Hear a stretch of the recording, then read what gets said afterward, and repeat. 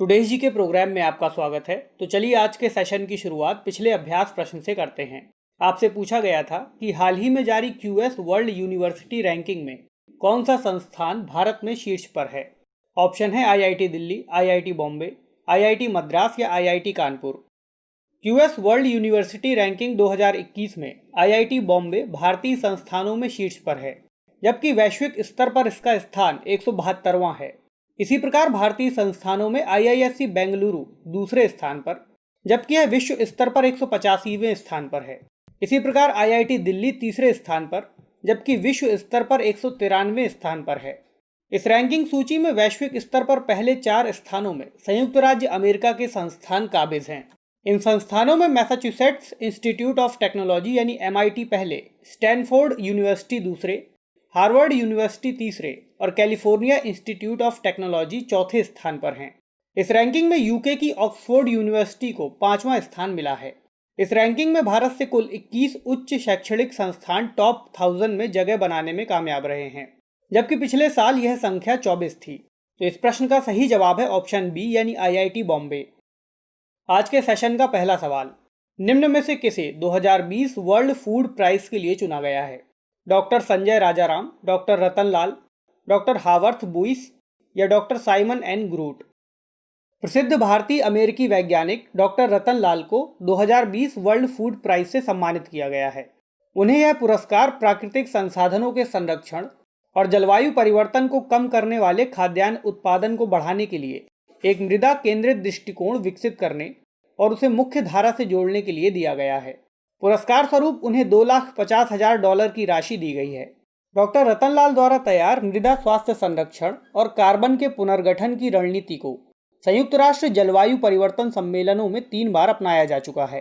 वे 2007 में जलवायु परिवर्तन पर अंतर सरकारी पैनल यानी आईपीसीसी में अपने योगदान के लिए नोबेल शांति पुरस्कार प्रमाण पत्र के प्राप्तकर्ताओं में शामिल थे। तो इस प्रश्न का सही जवाब है ऑप्शन बी यानी डॉक्टर रतनलाल। दूसरा प्रश्न, विश्व बाल श्रम निषेध दिवस कब मनाया जाता है? 11 जून, 12 जून, 13 जुलाई या 15 जुलाई? विश्व बाल श्रम निषेध दिवस यानी world day against child labour प्रतिवर्ष 12 जून को आयोजित किया जाता है। इसका उद्देश्य बाल श्रम के किसी भी रूप के खिलाफ विश्वव्यापी आंदोलन को बढ़ावा देना है।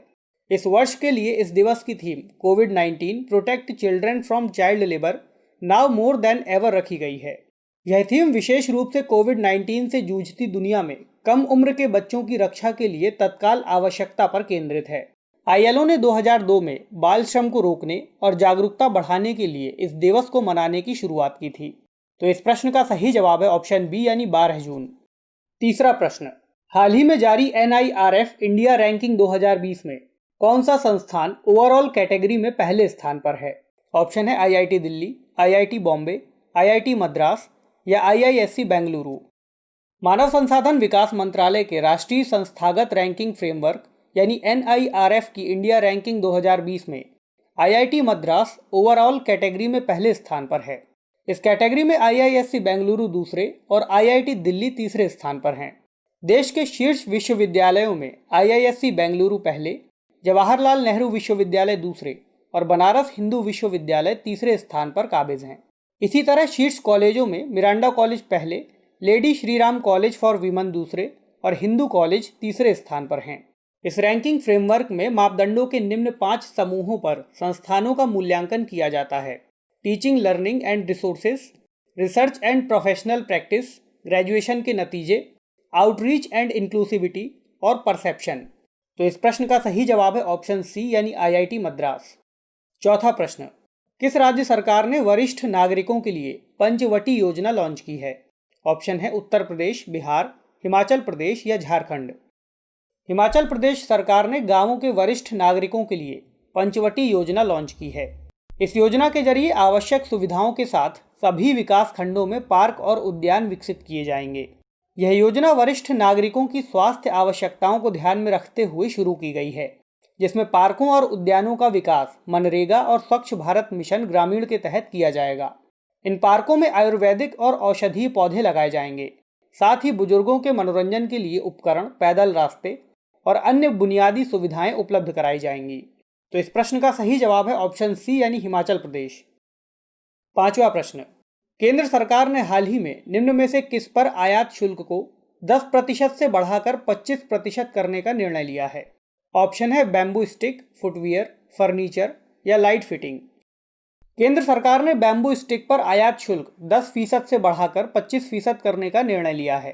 खादी और ग्रामोद्योग आयोग यानी KVIC के अनुसार यह निर्णय बांस की छड़ियों के भारी आयात को हतोत्साहित करने और स्थानीय उद्योगों को विकसित करने में मदद करेगा।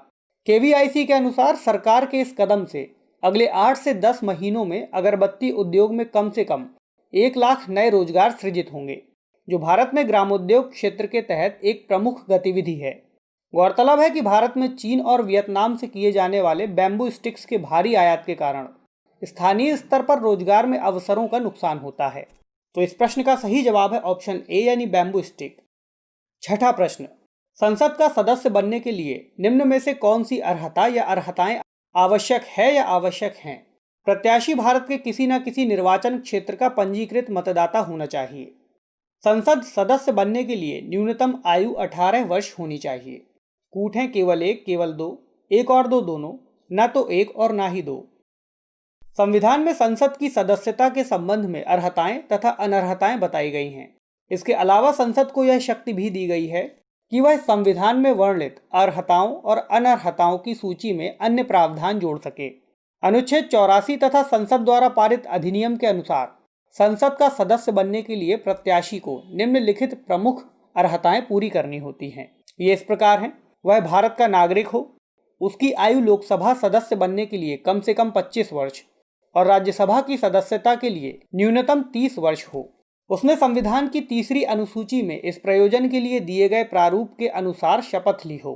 संसद सदस्य बनने की इच्छा रखने वाले व्यक्ति को भारत के किसी न किसी निर्वाचन क्षेत्र का पंजीकृत मतदाता होना चाहिए। 2003 से पूर्व राज्यसभा का सदस्य बनने के लिए उस राज्य विशेष का पंजीकृत मतदाता होना जरूरी था, लेकिन 2003 में संसद ने यह बाध्यता हटा दी। तो इस प्रश्न का सही जवाब है ऑप्शन ए यानी केवल एक। सातवां प्रश्न, निम्नलिखित में से क्या दल बदल विरोधी कानून से संबंधित हैं? यदि किसी दल के 2/3 सदस्यों से कम सदस्य किसी अन्य दल में विलय करते हैं तो वे सदस्य संसद की सदस्यता के लिए अयोग्य हो जाते हैं। दल बदल से संबंधित सभी मामलों पर अंतिम निर्णय पीठासीन अधिकारी का होता है। कूट हैं केवल एक, केवल दो, एक और दो, दोनों, न तो एक और ना ही दो। अनुच्छेद 102 के साथ दिए गए स्पष्टीकरण में बताया गया है कि यदि कोई व्यक्ति 10वीं अनुसूची में दिए गए नियमों के आधार पर अयोग्य घोषित हो जाता है तो वह संसद का सदस्य होने के योग्य नहीं रह जाएगा। अर्थात यदि किसी दल के 2/3 सदस्य किसी अन्य दल में विलय कर लेते हैं तो कोई समस्या उत्पन्न नहीं होती। वहीं उससे कम सदस्यों का दल से अलग होना उन सदस्यों को संसद की सदस्यता के लिए अयोग्य बना देता है। दल बदल से संबंधित सभी मामलों पर अंतिम निर्णय सदन के पीठासीन अधिकारी का होता है। पहले दल बदल संबंधी मामलों पर न्यायालय को पुनरावलोकन करने की शक्ति प्राप्त नहीं थी। 1992 में सर्वोच्च न्यायालय ने न्यायिक पुनरावलोकन को संविधान का आधारभूत ढांचा घोषित करते हुए इसे असंवैधानिक घोषित कर दिया। इसका अर्थ है कि अध्यक्ष और सभापति के निर्णय का न्यायिक पुनरावलोकन किया जा सकता है। तो इस प्रश्न का सही जवाब है ऑप्शन सी यानी एक और दो, दोनों। आठवां प्रश्न, निम्नलिखित में से कौन सा या कौन से कथन संसद के वेतन और भत्ते से संबंधित है या संबंधित हैं? लोकसभा और राज्यसभा के पीठासीन अधिकारियों के वेतन भत्तों का संकेत संविधान की 2री अनुसूची में किया गया है। संसद ने इस विषय पर सबसे पहले संसद अधिकारी वेतन और भत्ता अधिनियम 1953 बनाया था। कूट हैं केवल एक, केवल दो, एक और दो, दोनों, न तो एक और ना ही दो। संसद ने समय समय पर विधि द्वारा सांसदों के वेतन और भत्ते निर्धारित किए हैं। सबसे पहले 1953 में संसद ने संसद सदस्य वेतन भत्ता और पेंशन अधिनियम 1953 बनाया था। लोकसभा और राज्यसभा के पीठासीन अधिकारियों के वेतन भत्तों का संकेत संविधान की 2री अनुसूची में किया गया है। उन्हें समय समय पर संशोधित करने का कार्य संसद को ही करना होता है।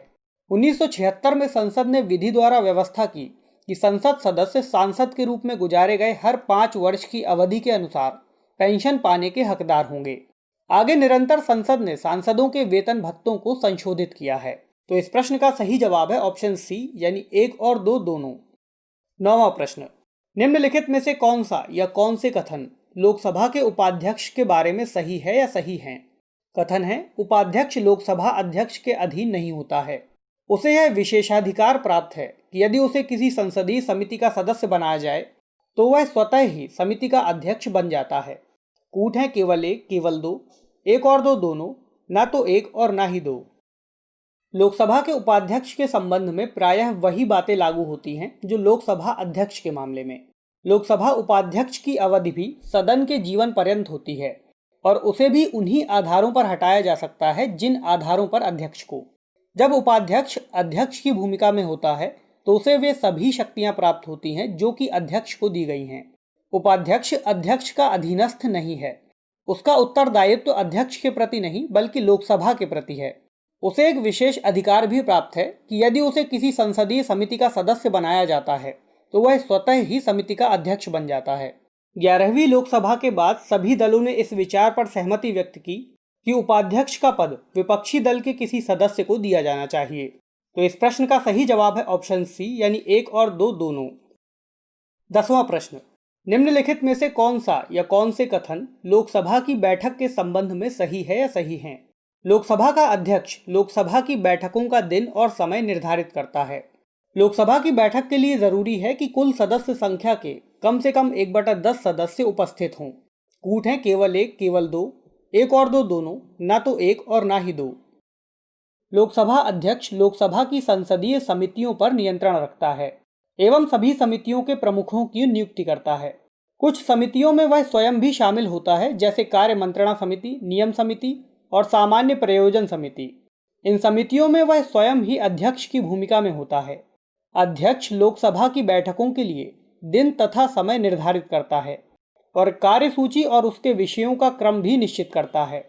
लोकसभा की बैठक के लिए जरूरी है कि कुल सदस्य संख्या के कम से कम 1/10 सदस्य उपस्थित हों। इसे गणपूर्ति या कोरम कहते हैं। यदि गणपूर्ति या कोरम नहीं है तो अध्यक्ष का कर्तव्य बनता है कि वह बैठक को तब तक के लिए स्थगित या एडजर्न कर दे जब तक गणपूर्ति न हो जाए। तो इस प्रश्न का सही जवाब है ऑप्शन सी, यानी एक और दो दोनों। तो चलिए आज का अभ्यास प्रश्न देखते हैं। किस राज्य सरकार ने कोविड-19 के चलते आजीविका खो चुके कुछ खास समुदायों के लिए जगनन्ना चेडोडू नामक योजना शुरू की है? ऑप्शन है आंध्र प्रदेश, कर्नाटक, केरल या तमिलनाडु। तो कमेंट सेक्शन में इस अभ्यास प्रश्न का सही जवाब देना ना भूलें। अगले सेशन में कुछ नए प्रश्नों के साथ आपसे फिर मुलाकात होगी। तब तक के लिए नमस्कार।